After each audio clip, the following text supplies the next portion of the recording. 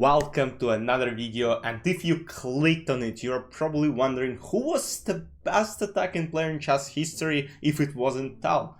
And I'll tell you the name, it's Rashid Nezhmetdinov, the Soviet player who was considered one of the best tacticians of his generation, even better than Tal. Rashid was actually coaching Tal when he became a world champion in 1960, and the game I'm about to show you is demonstrating why he was considered one of the best attacking chess players of that time.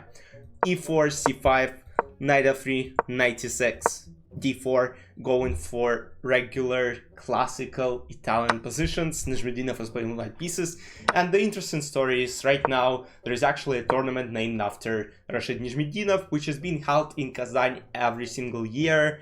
I was actually playing in two of those events, had some great results. Even I think past 2000 or 2100 made my first draw against a Grandmaster in that tournament, so I have good memories about it. Knight g4.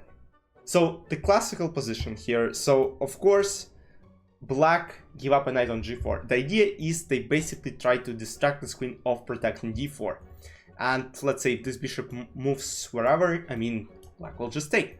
Queen g4, knight d4, and now queen h4. Interesting move, because I actually think that queen d1 is actually the best move in the following position that gives white a slight edge. But instead Rashid is going for queen h4, and what you're about to witness in the next couple of moves is mind-blowing, absolutely insane.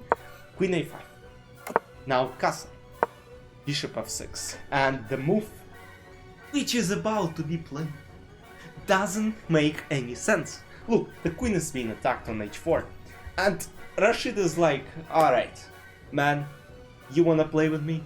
You wanna take my queen? Baba!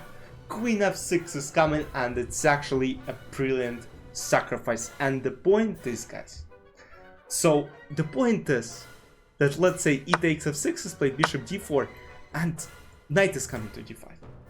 Dark squares are absolutely disastrous, and this queen on a5, poor queen on a5, can't even help, and black are cooked. They're cooked. So instead of taking on f6 right away, black play knight e2, check, knight e2, and now they take on f6 so that knight can jump to d5 right away. Knight c3, Rashid is going for, again, his only plan to play knight d5, bishop d4, and take this pawn on f6. Rook e8, knight d5, and again rook e4, just knight f6, and pick up a rook, a lot of material, of course winning, bishop d4. So according to computer in this position, it's actually equal. And you know what? Why you see only IM and not GM Rashid Nezhmetdinov? The point is, Rashid Nezhmetdinov never became Grandmaster.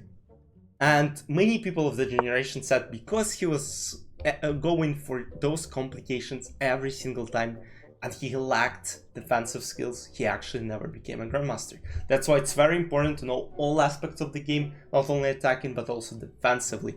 You gotta learn all of that. So let's see how he exploits this f6 weakness. So basically every piece is watching towards this. Bishop b5, attacking the rook on b1, bishop c3. Slight mistake, again, doesn't harm white in any way. Queen d8, attacking this on f6, still protecting it, knight f6.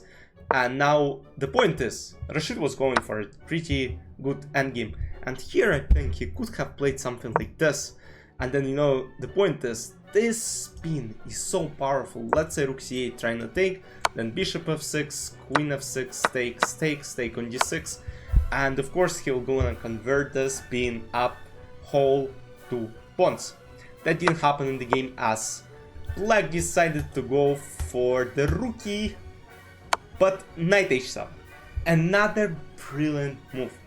And the idea is of course to take on f7 and then take on e6.